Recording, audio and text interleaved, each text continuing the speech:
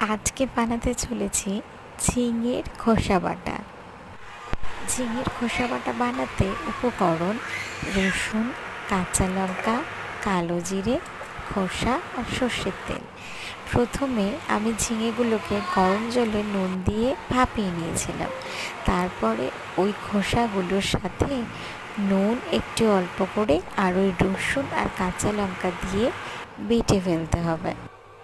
এটা খেতে সত্যিই সুস্বাদু। দেখো না, আমি ঘটি বাড়ির মেয়ে হয়ে এই রান্নাটার মোটামুটি প্রেমেই পড়ে গেছি।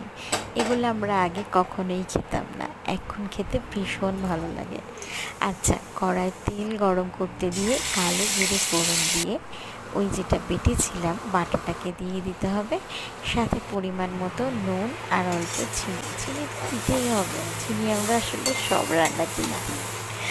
তারপরে নেড়ে চেড়ে